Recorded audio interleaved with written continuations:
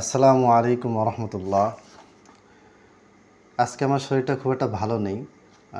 ঘুমাতে যাচ্ছিলাম, তারপর মনে হলো যে ভিডিওটা করেই যাই। সেটা হচ্ছে যে ইমাম বুখারী রহিমাহুল্লাহ একটি বর্ণনা নিয়ে এসেছেন। আর আমরা জানি যে ইমাম বুখারী রহিমাহুল্লাহ 256 হিজরিতে মারা গেছেন। তো ইমাম বুখারী রহিমাহুল্লাহ জাবের রাদিয়াল্লাহু তাআলা আনহু থেকে একটি ঘটনা বর্ণনা করেছেন যে সামিআতু জাবির ইবনে আবদুল্লাহ ইয়াকুলু, এরপরে ঘটনাটা আছে, লাস্টে বলা আছে যে ফামা জালা মাই মিনহা শাইউন হাত্তা আসাবাহা আহলু শামি ইয়াউমাল হাররা। মানে হচ্ছে আবদুল্লাহ বিন জাবের রাদিয়াল্লাহু তাআলা আনহু তিনি উট বিক্রি করেছিলেন। উট বিক্রির মূল্য তার কাছে ছিল। তো নবী সাল্লাল্লাহু আলাইহি ওয়াসাল্লামের যুগের ঘটনা এটা। এখন এই উট বিক্রি যে মূল্যটা, এটা হাররার ঘটনা।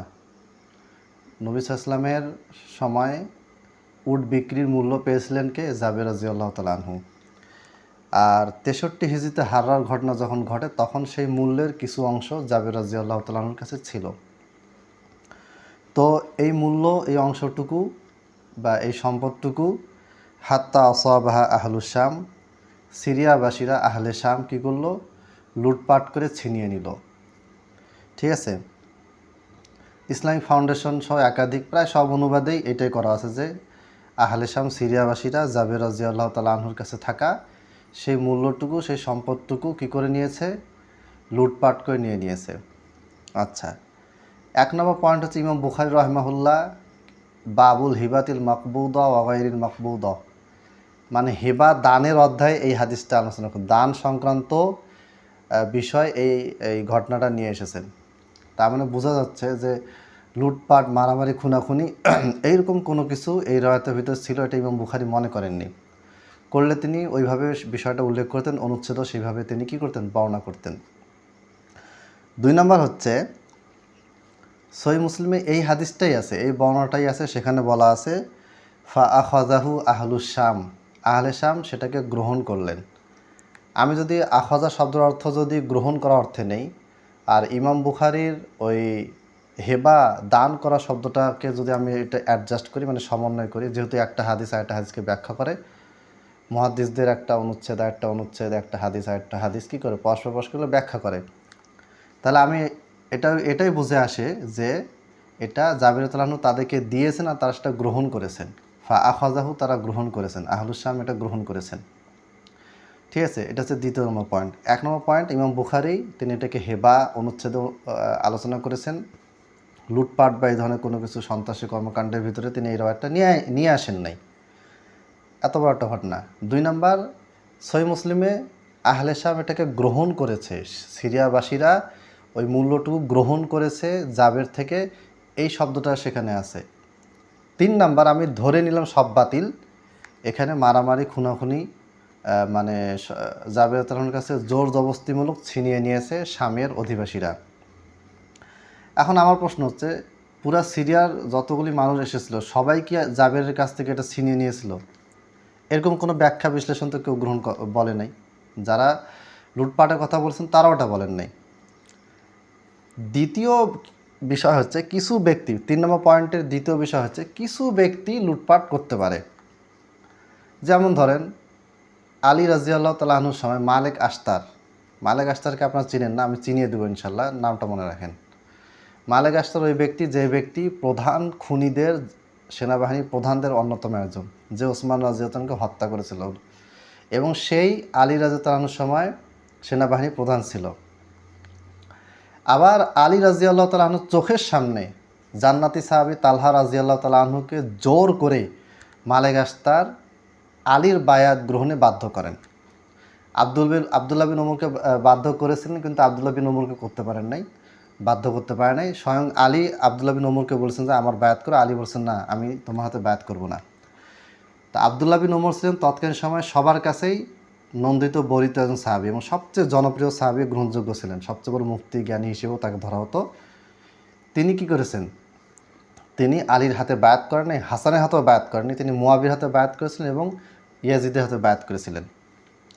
এখন এই রায়াত দেখে আপনি কি বলবেন যে সমস্ত খুনি গুন্ডা বাটপার সব আলী দলের ছিল, আলী তাদেরকে বাধ্য করেছে কাজগুলো? না, এই যে ঘটনাগুলি ঘটেছে সেখানে আলীর কোনো কন্ট্রোল ছিল না। আলী রাদিয়াল্লাহু আনহু নিষ্পাপ ছিলেন, এই সমস্ত কর্মকাণ্ড থেকে তিনি দায়মুক্ত, কারণ তার কন্ট্রোলের বাইরে ছিল।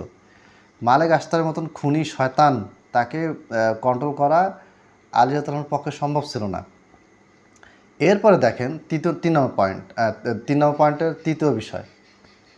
1 নম্বর বিষয় যে আলী রাদিয়াল্লাহু আনহু মালেক আশতার মতন খুনিরা আলীর দলে ছিল, তাদেরকে আলী কিছু করতে পারে নাই। 2 নাম্বার, এই মালেক আশতার আলীর সামনেই সাহাবীদেরকে বাধ্য করতো আলীর হাতে বায়াত করার জন্য, সেটাও আলী বাধা দেননি, মানে বাধা দিতে পারেননি, তিনি যে স্বেচ্ছায় কাজগুলো করেছেন তা না। 3 নাম্বার হচ্ছে যে মদিনাবাসী এরা 1 মাস ধরে কি করেছিল, ওসমান রাদিয়াল্লাহু আনহুকে ঘেরাও করেছিল। মদিনাবাসীর একটা অংশ, ঘটনা করতে মদিনাবাসী বলা আছে, তো তার মানে কি মদিনার সমস্ত মানুষ এই ওসমান রাদিয়াল্লাহু আনহুকে ঘেরাও করেছিল, তাকে হত্যা করেছিল? সবাই তো উদ্দেশ্য না, কিছু মানুষ, এই কিছু মানুষ এই কাজটা করেছে। মদিনার অন্যান্য সাহাবীরা কিছু করেন নাই। কিছু করেন নাই নাকি? না, করতে পারেন নাই, কন্ট্রোল ছিল না। 3 দিন পরে আলী রাদিয়াল্লাহু তাআলা আনহু ক্ষমতায় আসলেন, তিনিও এদেরকে কিছু করতে পারেন না, অথচ সমস্ত সিরিয়া, গোটা বিশ্বের মুসলিম উম্মাহ, আয়েশা, তালহা, জুবাইর, সমস্ত সাহাবী, আব্দুল্লাহ বিন জুবাইর, আব্দুল্লাহ বিন ওমর, সবাই কি করলেন? সবাই প্রতিবাদ করলেন যে আগে ওসমানের খুনিকে ধরতে হবে। ওসমানের খুনিকে কি আলী ধরেছিলেন? ধরেন নাই। ধরেন নাই তো, কেন ধরেন নাই? ধরতে পারেন নাই, এই কারণে। ইচ্ছাকৃতভাবে ধরেন নাই তা না, ধরতে পারেন নাই, কন্ট্রোল ছিল না। তাহলে এই ক্ষেত্রে এই সমস্ত বিষয় আমরা ব্যাখ্যা করতেছি যে না, ধরতে পারে নাই, কন্ট্রোল করতে পারে নাই। ওমরের খুনিকে ওসমান রাদিয়াল্লাহু আনহু ধরতে পারেন নাই, সেই ক্ষমতা ছিল না, এই ব্যাখ্যাগুলি আমরা করতেছি। কিন্তু এজিদের ব্যাপারে এই ব্যাখ্যাগুলি বাদ যাচ্ছে কেন? কারণ এজিদকে আপনি দোষী বানাতে চাচ্ছেন। আমি মেনে নিলাম যে এজিদের সময় কিছু শাম বাহিনী, কিছু মানুষ তারা জাবের রাদিয়াল্লাহু আনহুর কাছ থেকে এটা ছিনিয়ে নিয়েছে। এই অর্থটা নিলে কিছু শামবাসী, সিরিয়াবাসী কিছু মানুষ এই কাজটা করেছে, করতে পারে, যাদের কন্ট্রোল এজিদের হাতে ছিল না বা এজিদ জানতে পারে নাই। কারণ তার পরের বছর এজিদ মারা গেছে 64 হিজরিতে। হয়তো জাবেরের কাছ থেকে তিনি ঘটনাটা শোনেন নাই, শুনতে পাননি, এটা তো হতেই পারে। তো এজিদের ক্ষেত্রে আপনারা কোনো ব্যাখ্যার সুযোগ রাখতেছেন না, তাকে দোষারোপ করতেছেন। পুরা সিরিয়াবাসী, পুরো শামবাসী সবাইকে আপনি দোষী সাব্যস্ত করতেছেন। কারণটা কি? কারণটা হচ্ছে যে আপনি তার বিরোধী, আপনি তার বিরোধাচরণ করবেন। মনে রাখবেন তৎকালীন সময়ের পরিস্থিতি এটা এইখানে 2025 সালে আর 500-600 হিজরিতে বসে বোঝা সম্ভব না। আমি আরেকটা পয়েন্ট বলি, 4 নম্বর পয়েন্ট, যে আলী রাদিয়াল্লাহু আনহু এজিদের এই ঘটনাটা যে ঘটলো, শামবাসী হাররার ঘটনায় কি করলো, জাবের রাদিয়াল্লাহু আনহু সম্পদ ছিনিয়ে নিল। এই ছিনিয়ে নেওয়ার ব্যাখ্যা বিশ্লেষণ, নুহবা শব্দটা আছে, আরও বেশ কিছু শব্দ আছে, এই শব্দগুলি দিয়ে কোনো সাহাবী, কোনো তাবেই এই ঘটনাটাকে ব্যাখ্যা করেন নাই। স্বয়ং জাবের রাদিয়াল্লাহু আনহুও বলেন নাই। তাহলে কি বোঝা যাচ্ছে যে আসলে এটা লুটপাট করে নাই এবং জাবের রাদিয়াল্লাহু আনহুর কাছ থেকে নিয়েছে, আখাযাহু গ্রহণ করেছে। আর জাবেরের কাছ থেকে গ্রহণ করেছে বলেই ইমাম বুখারী রাহিমাহুল্লাহ সেখানে বাবুল হিবা, দানের অনুচ্ছেদে এই ঘটনাটা নিয়ে এসেছেন। তারপরও আপনাদের যুক্তি মেনে নিলাম যে যান, এখানে সিরিয়াবাসী লুটপাটই করেছে, কিন্তু সেটা কিছু ব্যক্তি করতে পারে যাদেরকে কন্ট্রোল এজিদ করতে পারে না। এর কারণে সিরিয়ার সমস্ত মানুষ, শামবাসী যারা অভিযান চালিয়েছে, সামরিক বাহিনী যতগুলি লোক ছিল, তারা সবাই যে দায়ী, এটা কোনোভাবে গ্রহণযোগ্য না। এটা কেউ বলে নাই, এটা কোনোভাবে যৌক্তিকও না, এটা দলিলসম্মতও না। এখন ধরেন আবু বকর রাদিয়াল্লাহু আনহুর ছোট ছেলে মুহাম্মদ এত জঘন্য কাজ করেছে, কি করেছে? ওসমান রাদিয়াল্লাহু আনহুকে সে ঘেরাও করেছে, ওসমান রাদিয়াল্লাহু আনহুকে সে হত্যা করতে গিয়েছিল। তাহলে কি আবু বকর রাদিয়াল্লাহু আনহু পুরো ফ্যামিলিকে গালিগালাজ করবেন? ছেলের জন্য বাপকে গালি দেবেন যে বাপ এগুলো শিখাইছে? নাউজুবিল্লাহ, কুফরি আকীদা। অতএব কারো বিরুদ্ধে বলতে গেলে ইনসাফের সাথে বলেন। আপনি কাউকে খারাপ না বললে আল্লাহ তাআলা আপনাকে বলবে না যে তুমি তাকে কেন খারাপ বলো নাই, 64 হিজরিতে মারা গেছে, তুমি 1447 হিজরিতে বসে কেন তাকে খারাপ বলো নাই, এই হিসাব তো আল্লাহ আপনাকে নেবে না। কিন্তু খারাপ বললে তো আল্লাহ আপনাকে জিজ্ঞেস করবে। তাহলে সহিহ বুখারীতে যে রেওয়ায়াতটা আছে, এর দ্বারা কোনোভাবেই সিরিয়াবাসী লুটপাট করেছে, লুটতরাজ করেছে, এটা প্রমাণিত হয় না। কেননা আসাবাহাদা লুটপাট অর্থ যদি আপনি নেন, তাহলে এটারই ব্যাখ্যা আখাযাহু শব্দটা সহিহ মুসলিমে আছে, একই রাবি, জাবের রাদিয়াল্লাহু আনহু ঘটনাটাই। এবং সেখানেও কিন্তু এই লুটপাটের, মারামারি, খুনাখুনি, জিহাদ, কিতাল, অন্যায়, এইরকম কোনো অনুচ্ছেদে এই রেওয়ায়াতটা আসে না। এটা ওই দানের অনুচ্ছেদেই এই রেওয়ায়াতটা আসছে। 1 নম্বর কথা। 2 নম্বর কথা হচ্ছে যে সারাংশ বলতেছি পুরো আলোচনা, যে কোনো ব্যক্তি আন্ডারে কোনো বাহিনী যদি থাকে, সেই বাহিনীর কিছু মানুষ যদি লুটপাট করে, তাহলে এর জন্য ওই বাহিনীর যে মেইন মানে খলিফা শাসক, তাকে আসলে হুট করে দায়ী করার কোনো সুযোগ নেই। হতে পারে তিনি জানতে পারেন নাই, এজিদ জানতে পারেন নাই, অথবা জানতে পেরেছে কিন্তু পরের বছরে 64 হিজরিতে যেহেতু তিনি মারা গিয়েছেন, সেহেতু তিনি এটার কোনো বিচার করতে পারেন নাই, অথবা তিনি এই ঘটনাটা জানতেই পারেন নাই, এটাও হতে পারে। অতএব এইভাবে করে ব্যাখ্যার অনেক সুযোগ আছে। আপনি ব্যাখ্যার সবগুলি সুযোগকে স্কিপ করে সবগুলিকে বাতিল করে ডাইরেক্ট আপনি দোষারোপ করতেছেন। আরও অনেকগুলি বর্ণনা আছে যে মদিনাকে হালাল করা হলো, 3 দিন ধরে লুটপাট করা হয়েছে, এই রয়াতগুলো সামনে আসতেছে। তবে ওগুলি সহি রয়াত না, আর এটা সহি রয়াত, বুখারি রয়াত, এটা সহি রয়াত। কিন্তু এটা আসলে ওই লুটপাট করেছে এই অর্থে নয়, এটা হচ্ছে গ্রহণ করেছে এই অর্থে, এটাই সবচেয়ে গ্রহণযোগ্য। আর লুটপাট অর্থও যদি নেন, তাহলে কিছু মানুষ লুটপাট করেছে যাদেরকে এজিদ চিহ্নিত করতে পারে না, কন্ট্রোল করতে পারে না, যেইভাবে করে পূর্বের সাহাবীরা এবং পরবর্তীতে, যেমন সাহাবী আবদুল্লাহ বিন জুবাইর, তিনি যখন ক্ষমতা নেন তখন পরিস্থিতি আরও অনেক খারাপ হয়ে গেছিলো। তাহলে কি সাহাবী আবদুল্লাহ বিন জুবাইরকে দোষারোপ করবেন? না, কন্ট্রোল করতে পারে নাই। আলী রাদিয়াল্লাহু আনহু ইরাকে চলে গেলেন, গিয়ে কি কন্ট্রোল করতে পেরেছেন? পারেন নাই তো, উল্টা আরও তিনি নিহত হয়েছেন। কাদের হাতে? যারা ডেকেছিল তাদের হাতে। হাসান রাদিয়াল্লাহু আনহু যখন কন্ট্রোল করতে পারলেন না, মুয়াবিয়ার হাতে ছেড়ে দিলেন ক্ষমতা 42 হিজরিতে। তো এখানে অনেক কথাবার্তা আছে। এই জন্য ইসলামী ইতিহাস পড়ার আগে 3টা জিনিস আপনাকে জানতে হবে। আপনার আকিদা সহি হতে হবে। উল্টাপাল্টা আকিদা নিয়ে ইসলামী ইতিহাস পড়বেন, যখন যেই সাহাবীর বিরুদ্ধে মন চায় আপনি উল্টাপাল্টা অভিযোগ করবেন। যেমন মৌদুদী সাহেব খেলাফত মুলিকিয়াত বইতে এজিদকে কেন মুয়াবিয়া ক্ষমতায় বসিয়েছে কি বলেছে, উনি বলে দিয়েছেন যে নিজের ছেলেকে দিয়ে নিজের রাজবংশ রক্ষা করার জন্য, মানে রাজতন্ত্র কায়েম করছেন।